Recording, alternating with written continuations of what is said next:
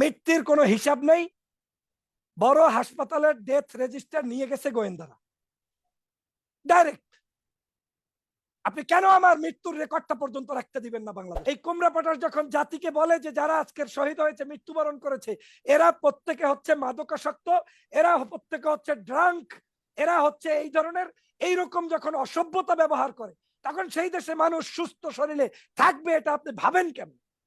বাংলাদেশের মানুষের হৃদয়ে রক্তক্ষরণ হয়েছে।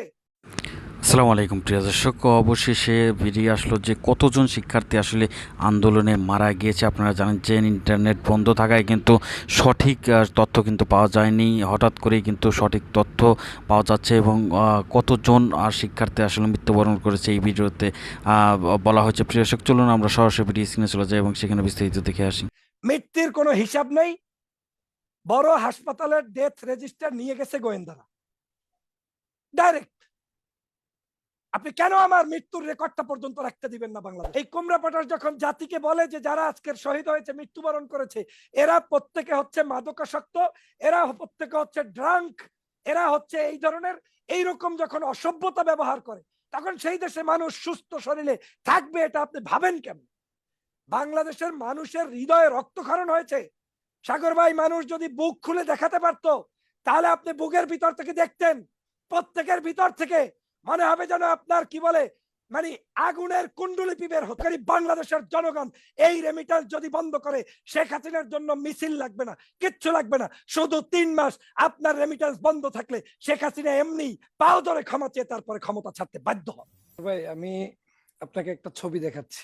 এটা কোনো রক্তাক্ত ছবি না, আহত হওয়ার ছবি। আমাদের প্রিয় নাহিদ, আপনি এই ছবিটা দেখেন যে আজকে মানবতা কোথায় চলে গিয়েছে। এই ছেলেটা এখনো দেশের জন্য লড়ে যাচ্ছে, আজও সংবাদ সম্মেলনে কথা বলছে। এই ছবিটা মাত্র প্রকাশ পেয়েছে। এ হচ্ছে আজকের এই ছাত্র আন্দোলনের একজন আহ্বায়ক, একজন একজন তিনি হচ্ছেন সমন্বয়ক। এই নাহিদকে বাংলাদেশের বহুত মানুষ চেনে, এখন জানে এবং তাকে শ্রদ্ধার পাত্র হিসেবে অনেকেই গ্রহণ করেছে।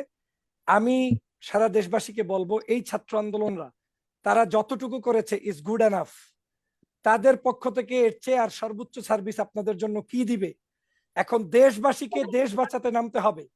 এই ছাত্ররা যেটুকু তাদের এই বয়সে এসে যত জুলুম নির্যাতন অত্যাচার সহ্য করে, এমনকি এত নির্যাতনের পরেও তিনি কিন্তু মিডিয়ায় বলছে না যে তার উপরে কি স্টিমরোলার চালানো হয়েছে।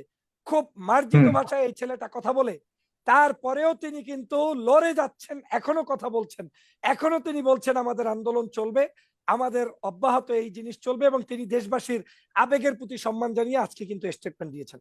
সাগর ভাই, আজকে যখন এই ধরনের অত্যাচার চলে, জুলুম চলে, বারবার প্রশাসনের পক্ষ থেকে অহংকার বোধ নিয়ে বক্তব্য চলে, তখন যখন আমাদের কোনো ভাইরা মনে করেন যে এখনই বাংলাদেশের এই আধুনিকতা, ইউরোপ আমেরিকার উদাহরণ আমাদের দেশে আসে, সেটা অত্যন্ত দুঃখজনক। আমরা সবাই চাই ভদ্র রাষ্ট্রে বসবাস করতে, কিন্তু ভদ্রতা আসবে ফ্রম ইয়োর হোম, ভদ্রতা আসবে from your father, from your mother.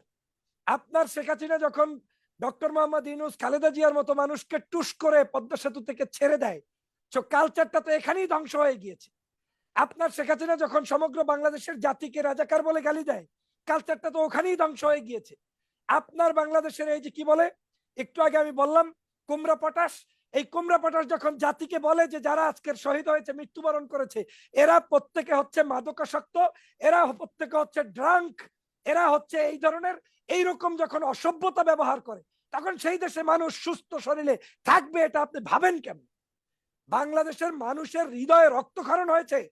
সাগর ভাই, মানুষ যদি বুক খুলে দেখাতে পারতো, তাহলে আপনি বুকের ভিতর থেকে দেখতেন, প্রত্যেকের ভিতর থেকে মনে হবে যেন আপনার কি বলে মানে আগুনের কুণ্ডুলিপি বের হচ্ছে। এটা হচ্ছে বাংলাদেশের বর্তমান অবস্থা। আপনি বলছেন যে বাংলাদেশে এখন রেমিটেন্স পাঠাবো না, দেশ গর্ব। আরে দেশটাকেই তো শত্রুদের কাছে তুলে দিচ্ছেন। এখন দেশকে স্বাধীন না করে আপনি দেশের ডেভেলপমেন্ট করেন কিভাবে? সবার আগে আমার বাংলাদেশকে স্বাধীন করতে হবে, বাংলাদেশকে মুক্ত করতে হবে, বাংলার মানুষকে এই দেশের স্বাধীনতা নিশ্চিত করতে হবে।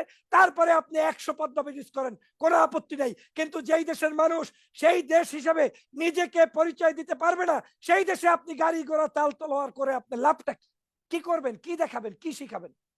আজকের এই বাংলাদেশের অবস্থাটা এমন হয়ে গিয়েছে যে বিদেশি বিভিন্ন সংস্থাগুলো আজকের যেই সকল দেশের কথা আমরা উদাহরণ টানি, ওই সকল দেশের সভ্যতা সংস্কৃতির বিন্দু মাত্র কি আমার দেশে আছে?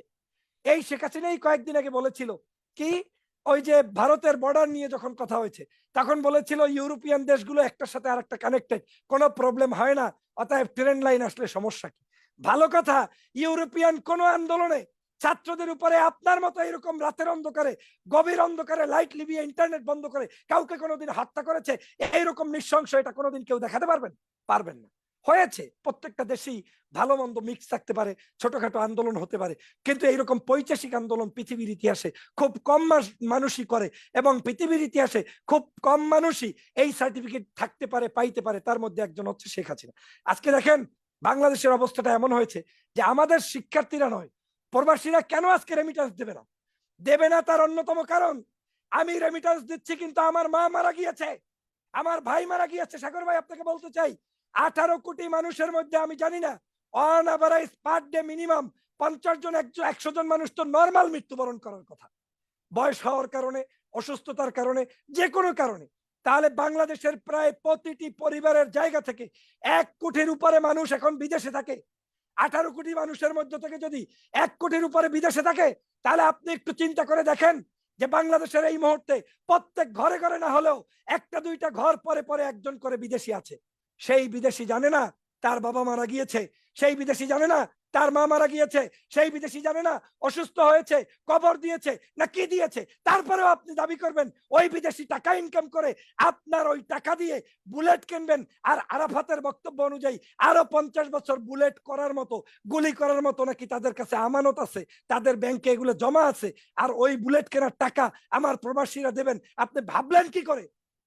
বাংলাদেশে সাগর ভাই এখন অধিকার লড়াইয়ের আন্দোলন চলছে না, এটাই মিসকনসেপ্ট আপনাদেরকে দেওয়া হচ্ছে, এটাই আওয়ামী লীগের agenda.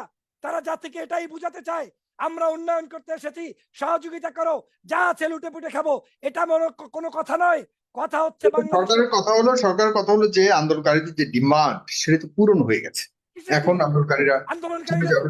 why not you accept it before? আপনি 250-500 মানুষ মেরেছেন, গিভ মি আনসার।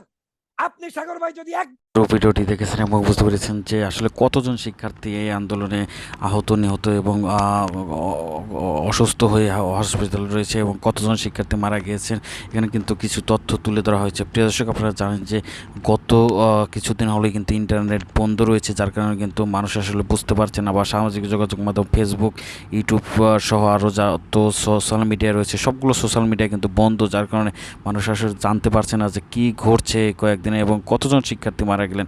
প্রিয় দর্শক, আপনাদের কি মনে হয় কতজন শিক্ষার্থী মারা যেতে পারে? আপনাদের মূল্যবান মতামত কমেন্টে জানাবেন। সবাই ভালো থাকবেন, সুস্থ থাকবেন। ভিডিওটি শেষ করছি। আসসালামু আলাইকুম।